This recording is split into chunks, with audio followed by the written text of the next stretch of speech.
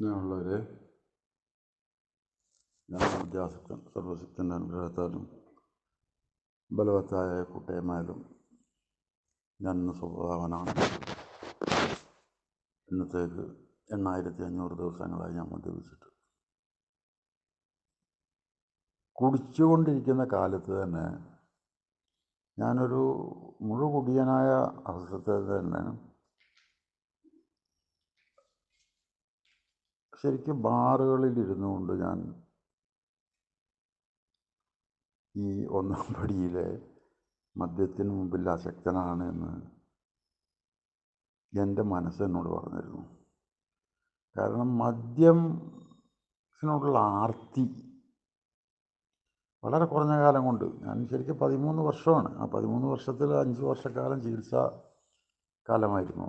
ആ ചികിത്സാ കാലഘട്ടത്തിൽ 6 മാസം 5 മാസം ഒക്കെ മദ്യപിക്കാതിരുന്നുണ്ട്. പക്ഷേ പിന്നീടുള്ള റിലാപ്സുകൾ അതികഠിനമായിരുന്നു. അതികഠിനം എന്ന് പറഞ്ഞാൽ അതികഠിനമായിരുന്നു. അപ്പോൾ അതുകൊണ്ട് തന്നെ മദ്യപിക്കുന്ന അവസരത്തിലൊക്കെ തന്നെ നമ്മൾ പറയുന്ന ആ ഒരു നാമ്പടിയിൽ പറയുന്ന ഞാൻ മദ്യത്തിന് മുമ്പിൽ അശക്തനാണ്. മറ്റുള്ള മേഖലയിലൊക്കെ എനിക്ക് വിജയമുണ്ടെങ്കിലും മദ്യത്തിൻ്റെ ആ ഒരു കുടിക്കുന്നൊരു സമയം തുടങ്ങിയാൽ പിന്നെ എനിക്ക് ഈ പറയുന്നത് പോലെ പല കുറ്റബോധങ്ങളും എന്നെ അലട്ടുകയും ചെയ്തിരുന്നു. കാരണം എൻ്റെ ഫാദർ 1977 റിട്ടയർ ചെയ്തപ്പോൾ, റിട്ടയർമെൻറ്റ് കഴിഞ്ഞിട്ട് അദ്ദേഹം കോടതിയിൽ നിന്ന് ഇറങ്ങി വരുമ്പോൾ ഈ ന്യായാധിപന്മാർ കിട്ടുന്ന നിങ്ങൾ കാണും, ആ ഗവൺമെൻറ് അടിയിലായിട്ട് കോളറിൽ 2, അതായത് തുല്യത, 2 കക്ഷികളോടുള്ള തുല്യത, അത് വക്കീലന്മാരും ജഡ്ജിമാരുടെ ഒക്കെ കഴുത്തിൽ കാണും, ഒരു വെള്ള. അത് കോടതിയിൽ നിന്ന് ഇറങ്ങിയിട്ട് അദ്ദേഹം അഴിച്ചു. പിന്നെ പിറ്റേ ദിവസം മുതൽ അദ്ദേഹം ജഡ്ജിയല്ല, വക്കീലാണ്, BL പാസ്സായതുകൊണ്ട്. പക്ഷെ അത് എൻ്റെ കയ്യിൽ തന്നു. ഞാനതൊരു പൊന്നുപോലെ കൊണ്ടു നടന്നിരുന്ന അതൊരു പെട്ടിക്കകത്ത് വെച്ച് ഈയിടെ കുറേ കാലമായിട്ട് ആ പെട്ടി തുറക്കാത്തത് കൊണ്ട് ഇപ്പോൾ അതിൻ്റെ ലോക്ക് എങ്ങനെയോ ബ്ലോക്കായി. ഇപ്പോൾ ഈയിടെ മകൻ അത് തുറന്നു നോക്കിയപ്പോൾ അത് ചെതൽ പിടിച്ച് പോയിരിക്കുന്നു. അപ്പോൾ അതൊക്കെ എടുത്തിട്ട് ഞാൻ ഈ മദ്യപിക്കുന്ന കാലത്ത് അത് കെട്ടിപ്പിടിച്ച് കരയും. എൻ്റെ അച്ഛൻ്റെ ഗ്രേവ് യാർഡിൽ, അദ്ദേഹം കോഴിക്കോടാണ് മരണപ്പെട്ടത്, അദ്ദേഹത്തെ മറ ചെയ്യപ്പെട്ട സ്ഥലത്തൊക്കെ രാത്രി 12 മണിക്കൊക്കെ പോയിട്ട് ഞാൻ കരഞ്ഞ് പ്രാർത്ഥിക്കാറൊക്കെ ഉണ്ട്. എങ്ങനെയെങ്കിലും ഇതൊന്ന് നിർത്തി കിട്ടണമല്ലോ. സത്യത്തിൽ അപ്പോൾ ഈ ആ അശക്തി, മദ്യത്തിൻ്റെ മുമ്പിൽ ഞാൻ തോറ്റവനാണ് എന്നുള്ളൊരു തോന്നൽ എനിക്ക് അന്നേയുണ്ട്. പിന്നെ ചികിത്സാലയത്തിൽ വെച്ച് മീറ്റിങ്ങുകളും, 3 മീറ്റിംഗ് കിട്ടി. ആ 3 മീറ്റിങ്ങിൽ ഫസ്റ്റ് മീറ്റിംഗ് ഹോം ട്രസ്റ്റ് രാമേട്ടൻ എന്ന് പറഞ്ഞ ഒരു ഹോം ട്രസ്റ്റിൽ ജോലി ഉണ്ടായിരുന്ന ഒരു വ്യക്തിയുടെ വാർഷിക ആഘോഷമാണ് ഞാൻ ചികിത്സയിലുണ്ടാകുമ്പോൾ നടന്നത്. പക്ഷേ ആ മീറ്റിങ്ങിൽ പ്രിസൈഡ് ചെയ്യാൻ വേണ്ടിയിട്ട് അദ്ദേഹം ക്ഷണിക്കപ്പെട്ടു. ഹോം ട്രസ്റ്റിലെ മാനേജർ, അദ്ദേഹം ചാലപ്പുറത്തുകാരനാണ്. അപ്പോൾ ശരിക്കും പറഞ്ഞാൽ നമ്മുടെ കൗൺസിലേഴ്സൊക്കെ മീറ്റിങ്ങിന് പോകാൻ വേണ്ടി എന്നെ നിർദ്ദേശിക്കുമ്പോൾ ചെന്നത് ഈ മനുഷ്യൻ്റെ മുഖം കണ്ടപ്പോൾ ഞാൻ ബാക്കിലെ ബെഞ്ചിൽ തലയും താത്തിയിരുന്നു. ഇയാളിട്ട് അറിഞ്ഞിട്ട് ഞാനൊരു കള്ളുകൂടിയാനാണ്, ചികിത്സയിലാണെന്നൊന്നും അറിയണ്ട എന്നുള്ള നിലയ്ക്ക് എനിക്കതൊരു ശരിക്കൊരു എന്താ പറയുക, നമ്മൾ പറയുന്നത് ഒരു മാനക്കേടൊക്കെ ആയിട്ടാണ് തോന്നിയത്. പക്ഷേ ചികിത്സാ സമയത്ത് ഞാൻ ശരിക്കും ക്ലാസ്സുകളിൽ അറ്റൻഡ് ചെയ്യുമായിരുന്നു. അഡിക്ഷൻ ഡിസീസ് അങ്ങനെ ഒരു 21 ദിവസം വന്ന് ഏകദേശം ഒരു 21 ക്ലാസ്സുകൾ തന്നെ ഉണ്ട്. അതിന് പല ക്ലാസ്സുകളുണ്ട്. ഒക്കെ ഞാൻ എഴുതിയെടുക്കുമായിരുന്നു. അതുപോലെ തന്നെ സൊഷ്യലിലെ ലൈബ്രറികളിൽ നിന്ന് കിട്ടാവുന്നത്ര ബുക്കുകൾ. അതിൻ്റെ ഇടയിൽ ഈ മീറ്റിങ്ങിൽ അന്നൊന്നും വായിക്കാനൊന്നും മലയാളത്തിൽ അത്ര പറ്റി വായിക്കാനൊന്നും അത്ര വലിയ ഇതൊന്നുമില്ല. ബോംബെയിൽ നിന്ന് പ്രിൻ്റ് ചെയ്ത് വന്നിരുന്ന ചില ലേഖനങ്ങൾ മാത്രമേ ഉള്ളൂ. പിന്നീട് അവിടുന്ന് അങ്ങോട്ട് ഈ അശക്തി എന്താണെന്നും മഹാശക്തി എന്താണെന്നും, അത് സ്പിരിച്വാലിറ്റി എന്ന് പറയില്ലേ, ശരിക്കും 3 കൊല്ലം കൊണ്ട് സംഭവിച്ചത് അതാ. അതിന് കാരണക്കാരൻ എൻ്റെ ഗുരുഭൂതന്മാരാണ്, അതായത് ജോയ്ക്കുട്ടി മാഷ്. ഞാൻ ഒരു 6 മാസത്തിനുള്ളിൽ തന്നെ അദ്ദേഹത്തിനെ പരിചയപ്പെട്ടു. അതുപോലെ അന്നത്തെ പഴമക്കാരനായിട്ടുള്ള സണ്ണി, അദ്ദേഹമാണ് എനിക്ക് ലിറ്ററേച്ചറിനെ പറ്റി ആഫീസർ എന്നെ കുറേ സഹായിച്ചിട്ടുണ്ട് ലിറ്ററേച്ചറുകളെ പറ്റി. പിന്നെ മൂന്നാമതായിട്ട് ജോസഫ് മാഷ്, പിന്നെ ടി കെ രവിയേട്ടൻ. അന്ന് ഈ പഴമക്കാർ എന്നെക്കായി മുതിർന്നവരവരൊക്കെ. അതിൽ രാജുവേട്ടൻ എന്നെക്കായി 8 വർഷം, ജോസഫ് മാഷും ടി കെയും ഒരു 4 വർഷത്തിൻ്റെ അടുത്ത്.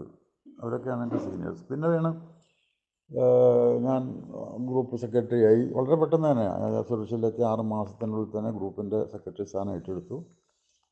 അതിൽ ഒരു 6 മാസം കഴിഞ്ഞ് വീണ്ടും എന്നെ തിരഞ്ഞെടുക്കപ്പെട്ട ആ സമയത്താണ്, ഏകദേശം ഞാനൊരു 2 വർഷമൊക്കെ ആയിരിക്കുന്ന സമയത്താണ് ഇൻ്റർ ഗ്രൂപ്പിൻ്റെ സെക്രട്ടറി ആയിട്ട്.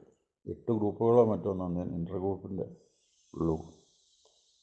പിന്നീട് അന്നാണ് ശരിക്ക് നമ്മുടെ ബി ക്ലാസ് ട്രസ്റ്റി ആയിരുന്ന വെങ്കിട്ട് കോഴിക്കോട് എത്തുകയും ഈ ട്രാൻസ്ലേഷൻ, ജോയ്ക്കുട്ടി സാറിൻ്റെ ട്രാൻസ്ലേഷൻ അത് DTP ചെയ്തിട്ട് നമുക്ക് കറക്റ്റ് ചെയ്ത് കൊടുക്കണം, എന്നാൽ നമുക്ക് ബിഗ് ബുക്ക് അടിക്കാം. അതിന് 25,000 രൂപ അദ്ദേഹം GSO ഇന്ത്യയിൽ നിന്ന് പിന്നെ പാസ്സാക്കിയിട്ടുണ്ട്. കാരണം ഫണ്ട് വേണമല്ലോ പ്രിൻറ്റിങ്ങിന്. അപ്പോൾ സത്യത്തിൽ ഞാൻ ഈ നമ്മൾ പറയുന്ന ഒരു ഭാഗ്യം എനിക്ക് ഈ ഏല് വന്നതിന് ശേഷം പലർക്കും കിട്ടിയിട്ടുണ്ട്. അത് ചെയ്യേണ്ട ആളന്ന് ടി കെ രവിയേട്ടനാണ്. ടി കെ രവിയേട്ടൻ അന്ന് പിന്നെ അങ്ങോട്ട് മാറ്റി, കൽപ്പറ്റയിലേക്ക് മാറ്റി. അപ്പോൾ വെങ്കിട്ട് പറഞ്ഞു, ഞാനിങ്ങനെ സംസാരിച്ച കൂട്ടത്തിൽ, എന്നിട്ട് you know about DTP and printing, why can't you take that responsibility, you go to the DTP centre, get them typed and you go to Hafiz Muhammad's and correct it, and then correction may be made by him. അപ്പോൾ ഇതെനിക്ക് സത്യത്തിൽ ചില ദിവസങ്ങളിലൊക്കെ Hafiz sir അദ്ദേഹത്തിന് പല സുരക്ഷയുടെ director മാത്രമല്ല, പലതരത്തിലും ബന്ധപ്പെട്ട പല പ്രവർത്തനങ്ങളുണ്ട്. ചിലപ്പോൾ 10 മണിക്കൊക്കെ അദ്ദേഹം എത്തുക. ഞാൻ ഈ DTP ആയിട്ട് 7 മണിക്കോ അല്ലെങ്കിൽ 6:30 മണിക്കോ ചെന്നിരുന്നിട്ട് ഇതുവരെ കാത്തിരിക്കുകയാണ്. അവിടെയൊക്കെയാണ് ഞാൻ ഈ ക്ഷമ എന്ന് പറയുന്ന കാര്യം എനിക്ക് ആദ്യമായിട്ട് ബോധ്യപ്പെട്ടത്. ഒരാളെ കാത്തിരിക്കണമെങ്കിൽ കാത്തിരുന്നാലുണ്ടാവുന്ന നമുക്ക്, കാരണം ആ ഇറിറ്റബിലിറ്റി, ഒരു മദ്യപാനിയുടെ ഇറിറ്റബിലിറ്റി. എന്തിനു പറയുന്നു, ബിഗ് ബുക്ക് 97 മെയിൽ പിന്നെ റിലീസ് ചെയ്യാൻ വേണ്ടി ഹൈദരാബാദിലെത്തി. ഹൈദരാബാദിൽ നിന്ന് നിറഞ്ഞ ഹാളിൽ വെച്ചിട്ട് ഹാഫിസ് മുഹമ്മദിന്, അന്ന് ബി ക്ലാസ് ട്രസ്റ്റി ആയിരുന്ന വെങ്കിട്ട് ബുക്ക് കൊടുക്കുന്ന അങ്ങനെയാണ് നമ്മളെ ബുക്ക് റിലീസ് ചെയ്യുന്നത്. എൻ്റെ ഫോട്ടോസ് എൻ്റെ അടുത്ത് കാണണം. പക്ഷേ വെങ്കിട്ട് അതിൻ്റെ ഉദ്ഘാടനം കഴിയുന്ന അതിൻ്റെ അവസാനത്തിലും എൻ്റെ പേര് വിളിച്ച് പറഞ്ഞു, മൊയ്തുട്ടി യു സ്റ്റാൻഡ് അപ്പ് എന്ന് പറഞ്ഞു. ഞാൻ നീറ്റു, കാരണം ഞാൻ വെറും 2 വർഷക്കാരനാണ്. എന്നിട്ട് അദ്ദേഹം ആ സദസ്സിനോട് പറഞ്ഞു, this is a gentleman who have worked more for the translation. Translation had been done by Mr. Joykutti, but it has been got DTP and correction from Hafiz Muhammad, and he has spent a lot of time for this. So give him a clap എന്ന് പറഞ്ഞപ്പോൾ കൂട്ട കയ്യടിയാണ്. അപ്പോൾ സത്യത്തിൽ പറഞ്ഞാൽ നമ്മൾ പറയില്ല, നമുക്ക് ഒരു എന്താ പറയുക, ആദ്യമായിട്ട് തന്നെ കണ്ണീരാണ് വന്നത്. പിന്നീട് ഞാനത് കൈവിട്ടിട്ടില്ല ഇന്നേ വരെ. എന്നെക്കൊണ്ട് കഴിയുന്ന മലയാളത്തിൽ വരുന്ന ലിറ്ററേച്ചർ, അത് പല സെക്ഷനുകാർക്ക് പല രീതിയിലാണ് ഞാനത്. ഒരു എഡ്യൂക്കേറ്റഡ് മാൻ, കാരണം ഞാൻ വന്നതിന് ശേഷമാണ് ഇതിനകത്ത് ഡോക്ടർ, എൻജിനീയർ, ഡോക്ടറേറ്റുള്ളവർ, അങ്ങനെ ഒരു എഡ്യൂക്കേറ്റഡ് വിങ് ഇതിലേക്ക് ആകർഷിക്കപ്പെട്ടത്. കാരണം അവർക്കൊക്കെ വേണ്ടതായിട്ടുള്ളത്, അപ്പോൾ സാധാരണ ഒരു ഡോക്ടർക്ക് നമ്മൾ ഇത് കൊണ്ടു കൊടുക്കുമ്പോൾ, സാധാരണ വായിക്കുന്ന ഒരു മലയാളം ബുക്ക് കൊണ്ടു കൊടുത്താൽ you will not accept it.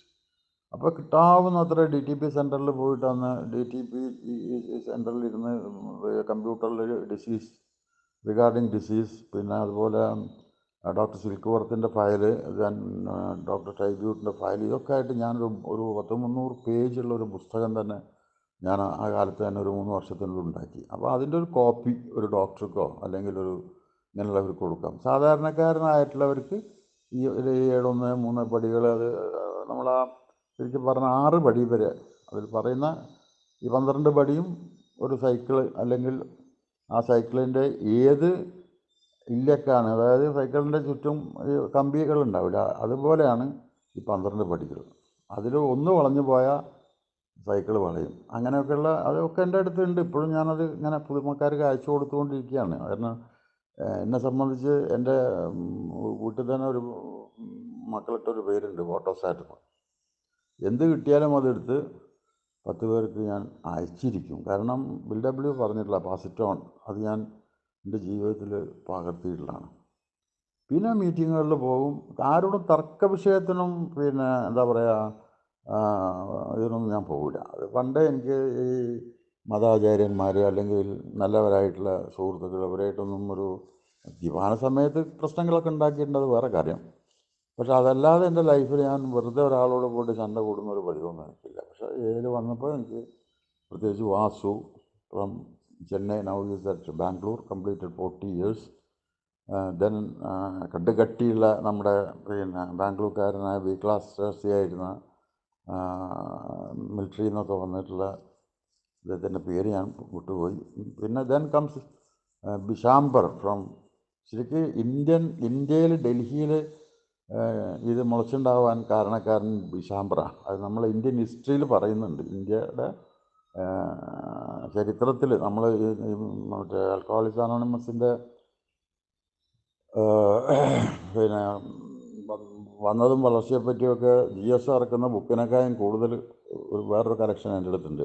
എങ്ങനെയാണിത് ബോംബെയിൽ വന്നത്, പിന്നെ ഡൽഹിയിലും വന്നു, ആ ഡൽഹി തളരുന്നു ബോംബെ വളരുന്നു എന്നൊക്കെ പറഞ്ഞിട്ടുള്ള കുറേ നല്ല കാര്യങ്ങളായിട്ടുള്ളത് ഇപ്പോഴും ഞാൻ സൂക്ഷിച്ച് വെച്ചിട്ടുണ്ട്. അതൊക്കെ ടൈപ്ഡ് മാറ്റേഴ്സാണ്.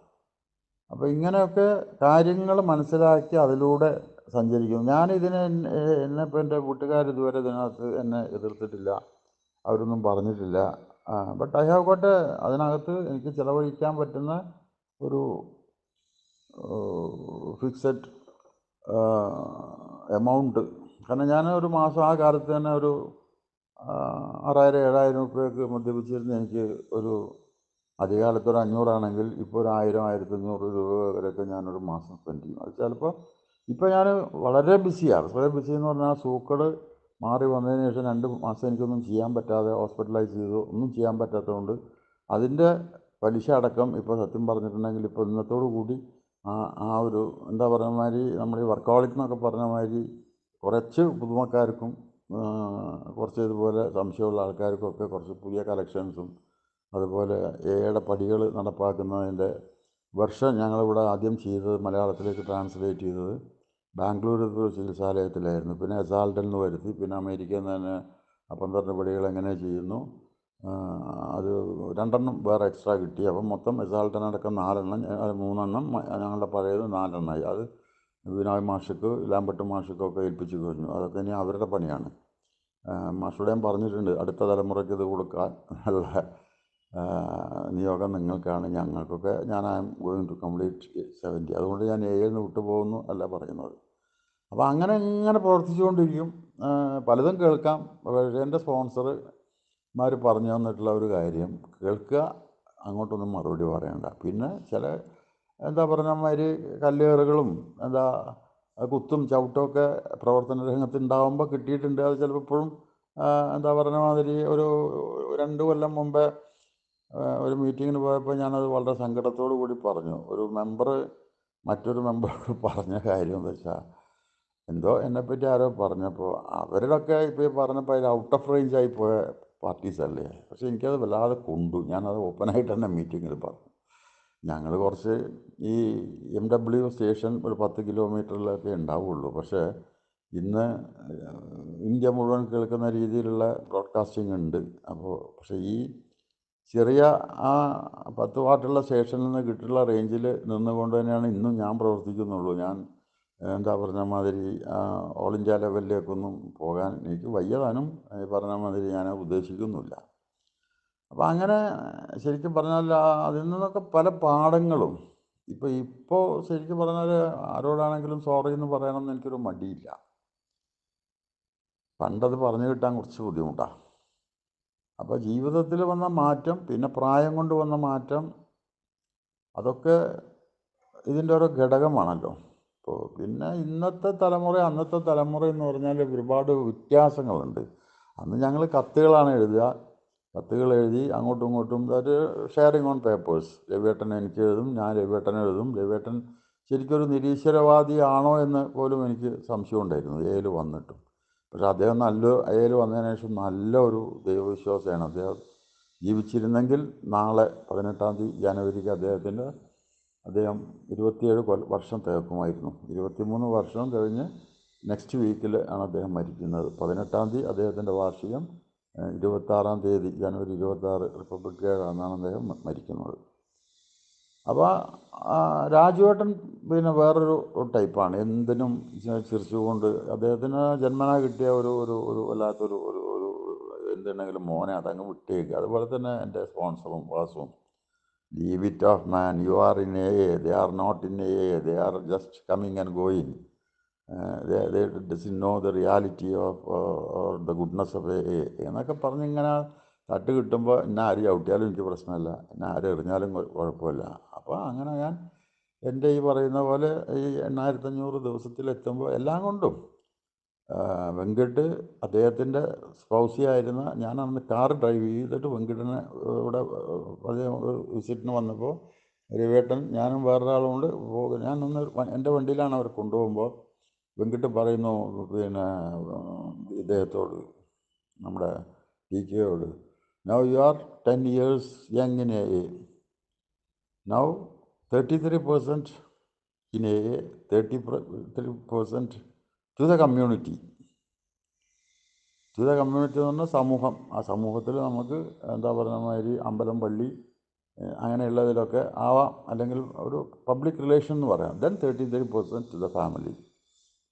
അപ്പോൾ അതിന് ശരിക്കും അദ്ദേഹം പറഞ്ഞു കൊടുക്കുന്നത് ഞാൻ നന്നായിട്ട് ശ്രമിച്ചിട്ടുണ്ട്, മനസ്സിലായില്ലേ? അപ്പോൾ ഇപ്പോൾ സത്യത്തിൽ എൻ്റെ സ്പോൺസർ പറയുന്ന നമുക്കൊക്കെ ഇത്രയും കാലത്തെ പഴക്കം വന്നാൽ, ഒരു 20 വർഷമൊക്കെ കഴിഞ്ഞാൽ നമുക്ക് ചെയ്യേണ്ടാവുന്ന 2 പടികളേ ഉള്ളൂ.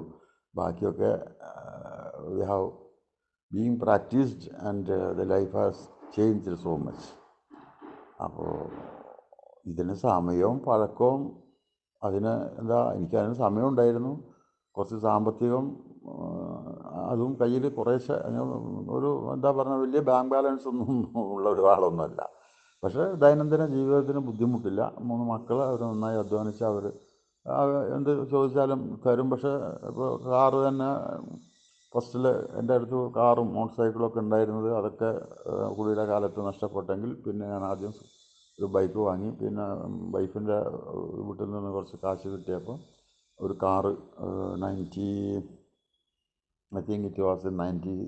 സോബ്രായതിന് ശേഷമാണ് ഒരു അംബാസഡർ കാറ് വാങ്ങി. അത് പിന്നെ കുറേ ഉപയോഗിച്ചതിന് ശേഷം പിന്നെ 1900, അതായത് 11 കൊല്ലം മുമ്പേ 2007 ഒരു പുതിയ വാഗണർ കാറ് മക്കൾ വാങ്ങിത്തന്നു. ഇപ്പോൾ മക്കളുടെ കുടുംബങ്ങൾക്കൂടെ വന്നപ്പോൾ അവരൊക്കെ പുതിയ പുതിയ കാറുകൾ അവരെ ഫാമിലിക്ക് വേണ്ടി വാങ്ങുന്നതിന് മുമ്പേ ആ പഴയ വാഗണർ കൊണ്ടുപോയിട്ട് ഒരു പുതിയ വാഗണർ എൻ്റെ വീട്ടിൻ്റെ മുമ്പിൽ കൊടുത്തിട്ട് അതിൻ്റെ താക്കോൽ എന്നെ ഏൽപ്പിച്ചു. വണ്ടി അവരുടെ പിന്നെ അമ്മയുടെ പേരിലാണ്, അതായത് വൈഫിൻ്റെ പേരിലാണ് അത് രജിസ്റ്റർ ചെയ്തിട്ടുള്ളത്. അതിലൊന്നും എനിക്ക് യാതൊരു മാനക്കേടുമില്ല അത് പറയുന്നതുകൊണ്ട്. കാരണം ഐ ആം ആൻ ആൽക്കഹോളിക്, മനസ്സിലായില്ലേ? ഏത് നിമിഷവും ഈ പറയുന്നതായിട്ട് നമുക്ക് തലതിരിയാം. അപ്പോൾ അവർ നോക്കുന്നത് ശരിക്കും പറഞ്ഞാൽ ബിൽഡബ്ല്യുവിൻ്റെ A Safe Use of Money എന്ന് പറയുന്ന ആ ലേഖനം നിങ്ങൾ വായിച്ചാൽ നിങ്ങൾക്ക് മനസ്സിലാവും. കാരണം ആ മിസ്മാനേജബിലിറ്റി, അതാണ് ടി.കെ. രവിയേട്ടൻ എന്നോട് ഒരു 3 വർഷം കഴിഞ്ഞപ്പോൾ, 1ാമത്തെ പടിയിലെ പകുതി എത്തി, ഇനി ഇവിടുന്ന് അങ്ങോട്ട് പകുതിയാണ് കുറച്ച് ബുദ്ധിമുട്ടുള്ളത് മോനെ എന്ന് പറഞ്ഞു. അപ്പോഴാണ് ഞാൻ സ്പോൺസറുമായിട്ട് ബന്ധപ്പെട്ട് ആ 1ാമത്തെ പടിയുടെ 2ാമത്തെ ഘടകം, ആ മിസ്മാനേജബിലിറ്റി, അത് വാസു മദ്രാസിൽ ചെന്നപ്പോൾ ഒരു 20 എണ്ണം പറഞ്ഞു തന്നു. relationship in the family, relationship with your community, then relationship with your wife house. അത് you have to write it. then finance, then sex, ഇങ്ങനെ ഒരു 20 കാര്യം. അപ്പം ഞാൻ വിചാരിച്ചു എന്തപ്പോൾ ഈ മനുഷ്യനിപ്പോൾ ഈ 10-20 ഇതൊന്നും എനിക്ക് ബാധകമുള്ള കാര്യമല്ലല്ലോ. പക്ഷെ ഞാൻ വീട്ടിലിരുന്ന് അതൊക്കെ മലയാളത്തിലേക്ക്, അദ്ദേഹം ഇംഗ്ലീഷിൽ പറഞ്ഞതൊക്കെ മലയാളത്തിലേക്ക് എഴുതി നോക്കുമ്പോൾ ആ 20 എണ്ണവും ശരിക്ക് അതിലിപ്പോൾ എന്താ പറയുക വെച്ചാൽ ചിലതിൽ ഇപ്പോഴും ഞാനത് റിവൈസ് ചെയ്യാറുണ്ട്. ഒരു കൊല്ലത്തിൽ ആ 20 സംഗതി അദ്ദേഹം പറഞ്ഞു തന്നത് ഞാൻ റിവൈസ് ചെയ്യാറുണ്ട്. അതിലിപ്പോൾ എനിക്ക് ചിലതിൽ A+1 ഉണ്ട്, ചിലതിൽ എ ആണ് ഉള്ളത്, ചിലതിൽ ബി ഉണ്ട്, ചിലതിൽ B1 ഉണ്ട്. മനസ്സിലായില്ലേ? അതാണ് ഈ പറയുന്നത് പോലെ നമുക്ക് എല്ലാ തലത്തിലും അങ്ങ് പെട്ടെന്നൊന്നും വളരാനും പെട്ടെന്നൊന്നും ഇതുപോലെ പിന്നെ എല്ലാം നേടാനും അത് ചിലർക്ക് ചില ഫൈനാൻസ് പ്രോബ്ലമൊക്കെ പെട്ടെന്ന് തീരും. കാരണം ഇപ്പോൾ ഭാര്യയും ഭർത്താവും ജോലിക്കാരാണെങ്കിൽ അവരുടെ ഫൈനാൻസ് പ്രോബ്ലമൊക്കെ പെട്ടെന്ന് തീരും. മനസ്സിലായില്ലേ? സാധാരണക്കാരനായ മനുഷ്യന് ഒരുപാട് കടങ്ങളും ഒക്കെ ഉള്ള ഒരാൾ, അല്ലെങ്കിൽ മക്കൾ കല്യാണം കഴിക്കാനും പഠിപ്പിക്കാനൊക്കെ ഉള്ള ഒരാൾക്ക് അദ്ദേഹം നല്ലോണം സ്ട്രെയിൻ ചെയ്യണം, നല്ലോണം. പക്ഷേ ഞാൻ എന്നോട് ബന്ധപ്പെടുന്ന ഇപ്പോൾ ഉള്ള യങ്സ്റ്റേഴ്സിൻ്റെ ഇടയിൽ കുട്ടികളൊക്കെ പഠിപ്പിക്കാൻ വേണ്ടി അവർ ബാങ്ക് ലോണൊക്കെ എടുക്കാൻ പോകുമ്പോൾ ഞാൻ പറയും, no please don't take loan for the studies. നിങ്ങൾ ഒന്നും കൂടെ അധ്വാനിച്ചിട്ട് അതിൻ്റെ പൈസ കൊണ്ട് മക്കളെ പഠിപ്പിക്കുക. കാരണം വളരെ എഡ്യൂക്കേറ്റഡ് ആയിട്ടുള്ള അദ്ദേഹത്തിൻ്റെ വീട്ടിൽ ഇപ്പോൾ ഞാൻ ഇന്നലെ പോയിരുന്നു. ഈ 16 years സോബർ. അദ്ദേഹത്തിൻ്റെ മകള് she got after passing the MBA she got federal ബാങ്കിൽ മാനേജറായിട്ട് തന്നെ പോസ്റ്റിംഗ് കിട്ടി. അദ്ദേഹം എന്നോട് പറഞ്ഞിട്ടുണ്ട്, ഞങ്ങളെല്ലാം അടച്ചു കഴിഞ്ഞു എന്നുള്ള വിചാരിച്ചിട്ട് പിന്നെ ബാങ്കിൽ ചെന്ന് നോക്കുമ്പോൾ പിന്നെ എല്ലാ മാസവും അടക്കുന്നുണ്ടെങ്കിലും പിന്നെ 3.5 ലക്ഷം രൂപ ബാക്കിയുണ്ട് അവിടെ എന്നാണ് പറഞ്ഞത്. ഇൻട്രസ്റ്റ് അത്രയധികം ബാങ്കുകൾ നമ്മളെ ചൂഷണം ചെയ്യുന്നുണ്ട്. പക്ഷേ ഇപ്പോൾ ഞാൻ പറഞ്ഞില്ലേ, ഈസ് എ മെയ്സൺ. ഇന്ന് രാവിലെ അദ്ദേഹം വിളിച്ചിരുന്നു. അദ്ദേഹത്തിൻ്റെ കുട്ടിക്ക് എൻട്രൻസ് കിട്ടി, പിന്നെ എൻജിനീയറിംഗ് ചേർന്നപ്പോൾ പറഞ്ഞു, നോ ഇത് വേണ്ട മോനെ വേണ്ട. പക്ഷേ ആ കുട്ടി പാസ്സായി വന്നപ്പോഴേക്ക് അയാൾ കഠിനാധ്വാനം ചെയ്ത് കുട്ടിയെ ഒരു ബാധ്യതയില്ലാതെ പഠിപ്പിച്ച് നന്നായി അധ്വാനിക്കുമായിരുന്നു. അധ്വാനം അദ്ദേഹം വീണ്ടും തുടങ്ങി. വീട്ടിൽ പശുവിനെ വളർത്തുന്നു, പണിക്ക് പോകുന്നു, പണിക്കാരെ വെച്ച് അയാൾ ശരിക്കും പറഞ്ഞാൽ ഒരു മിനി, അദ്ദേഹത്തിൻ്റെ കീഴിൽ എപ്പോഴും 4-5 പണിക്കാരുണ്ടാവും. അപ്പോൾ എനിക്ക് മനസ്സിലായി തന്ന ഒരു കാര്യം ഞാൻ മറ്റുള്ളവർക്ക് പറഞ്ഞു കൊടുക്കുക. അപ്പോൾ ഗണേശ് അയ്യർ എന്നെ പഠിപ്പിച്ചത്, why do your wife and children depend on you? Why do you must